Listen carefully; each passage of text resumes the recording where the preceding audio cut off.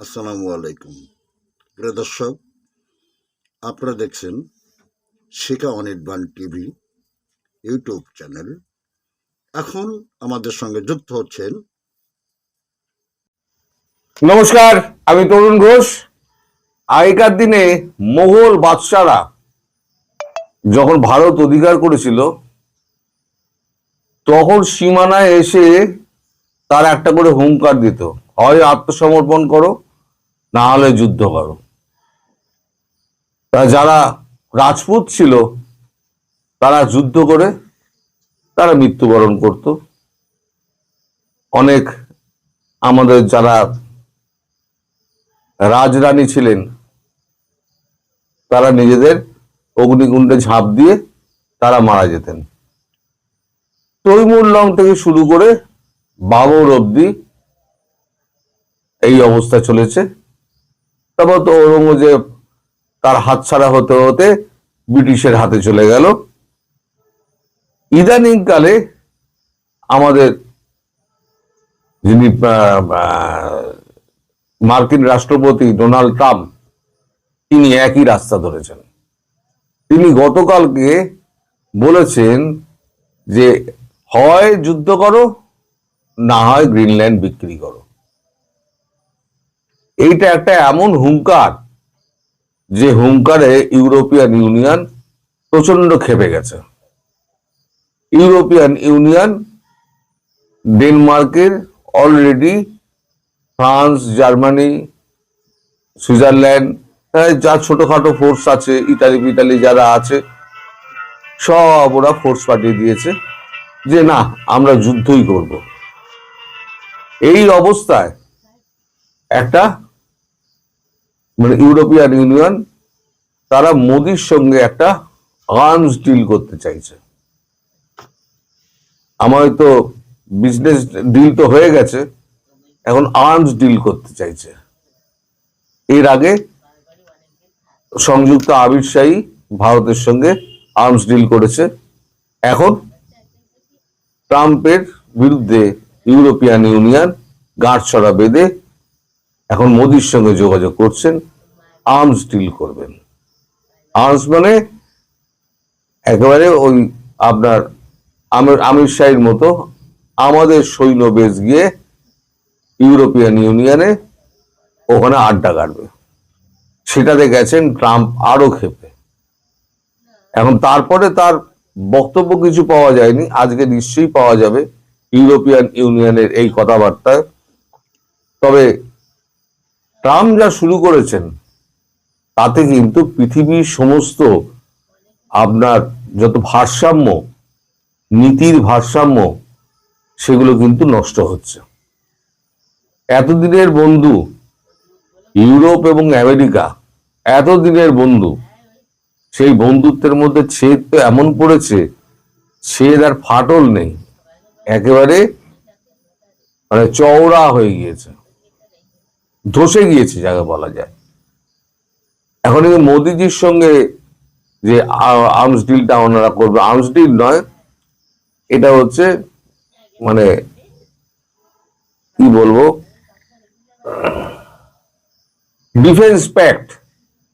এই defence pact যদি হয়, এটা সই সাবুত করার জন্য বোধহয় এই মাসের শেষে বোধহয় ফ্রান্সের রাষ্ট্রপতি, ইতালির প্রধানমন্ত্রী এবং জার্মানির প্রধানমন্ত্রী, যা চ্যান্সেলর, যারা যারা আছেন, 21টা দেশের প্রতিনিধি দল তারা এখানে আসছেন, এসে মোদির সঙ্গে কথা বলবেন। কথাবার্তা বলে তারা একটা এরকম ব্যবস্থা একটা করার চেষ্টা করছেন। সেক্ষেত্রে মোদিজির সঙ্গে এখন কি কথা হবে তার উপরে কিন্তু ট্রাম্প কিন্তু একটুখানি ঘাবড়ে আছে। এখন একটা সৈন্য বেস তো তৈরি হয়ে গিয়েছে ইউএনের আমির শাহীতে, ইউএইতে। আমির শাহীর পরে যদি ইউরোপিয়ান ইউনিয়ন যদি ঘাড়ের কাছে এসে ভারত বসে, তার সঙ্গে যদি ন্যাটো থাকে, তাহলে পরে কিন্তু ট্রাম্পের গ্রিনল্যান্ড দখল কিন্তু একটু সমস্যার মধ্যে পড়তে পারে। ফলে এখন ট্রাম্প একটুখানি পিছু পা হবেন নাকি আরো মারমুখী হবেন, সেটা দেখার অপেক্ষায়। তবে ট্রাম্পের যেরকম অ্যাটিচিউড, ট্রাম্প যেরকম একরোখা, ট্রাম্প কিন্তু যুদ্ধেই যাবেন। মানে অর্থাৎ এই যে সামনে মিড টার্ম ইলেকশন আছে, মিড টার্ম ইলেকশনের আগে ট্রাম্প কিছু করে দেখাবার চেষ্টা করছেন। এবং ট্রাম্প পরিষ্কার বলে দিয়েছেন, নরওয়েকে বলে দিয়েছেন, তোমরা আমায় শান্তি পুরস্কার দাওনি তো, তাহলে দেশে অশান্তি পাকানোর জন্য সারা পৃথিবীতে যা যা করার আমি তাই করব। প্রকাশ্যে বলে দিয়েছেন। ওনার তো মুখের আঙুল নেই, ওটা কূটনীতি ধার ধারেন না। উনি প্রকাশ্যে বলে দিয়েছেন যে আমি এখন তোমাদের উপরে চড়াও হব, হয় আত্মসমর্পণ করো, না হলে মৃত্যুবরণ করো, দুটোর একটা।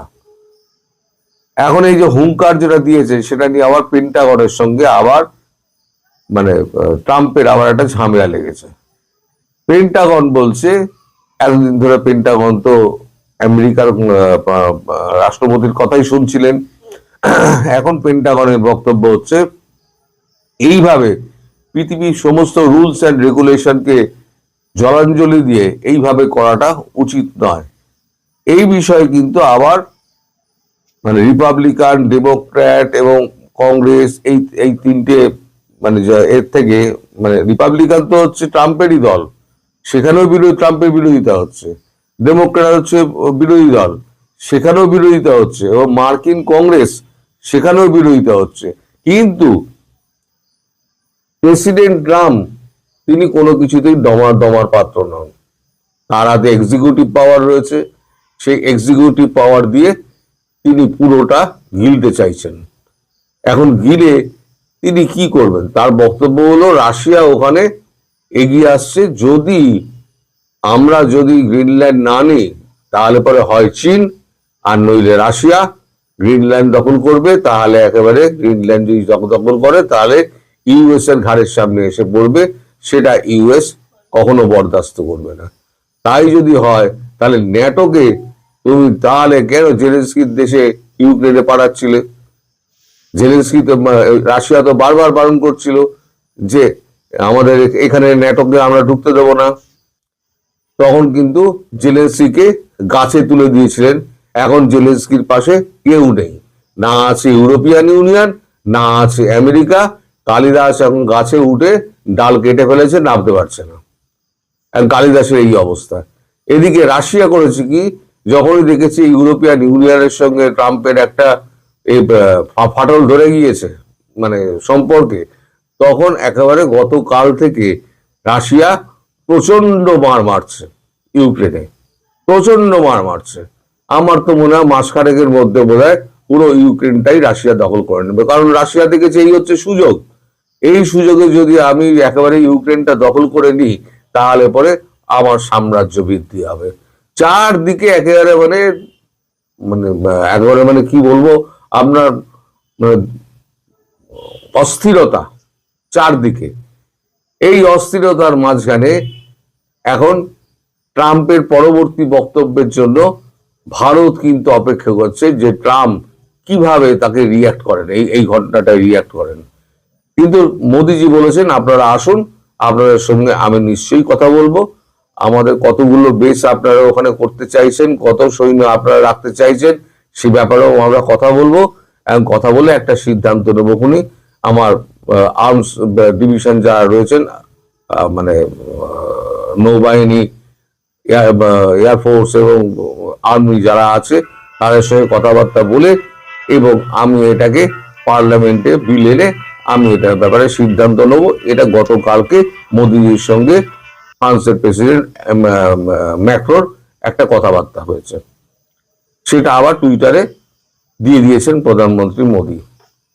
এখন এই অবস্থায় এখন পৃথিবী এখন দেখুন একটা ওলট পালট একটা হবে। যতদিন ট্রাম্প এই ক্ষমতায় থাকবেন ততদিন কিন্তু পৃথিবীতে শান্তি আসবে না, এটা ধরে নিন। তবে মোদ্দা কথা হলো যে এতদিন যারা ভারতবর্ষকে তুচ্ছ তাচ্ছিল্য করত, ইউরোপ, আমেরিকা, তারা এখন ইউরোপ এখন ছুটে আসছে সেই ভারতবর্ষের কাছে। কারণ ভারতবর্ষের সৈনিকদের যে বল, সেই বলটা কিন্তু পরীক্ষা হয়ে গিয়েছে সিঁদুরে। এবং ভারতবর্ষ বলেছে যে সিঁদুর এখনো চলমান, যখন তখন যা খুশি তাই হতে পারে। তো যাই হোক, এখন সামনে দেখা যাক যে কি হয়, আমার মনে হয় যে ট্রাম্প চুপ করে বসে থাকবেন না, তিনি একটা বিস্ফোরক বক্তব্য দেবেন, সেটা 2-1 দিনের মধ্যেই আসতে পারে। তিনি এখন নিশ্চয়ই বিবেচনা করছেন, সমস্ত খবর টবর গুলো নিচ্ছেন, নিয়ে তিনি একটা বিবৃতি দেবেন। যখন দেবেন তখন আপনারা সবাইকে জানাবো। সবাই ভালো থাকবেন, সুস্থ থাকবেন এবং সাবধানে থাকবেন।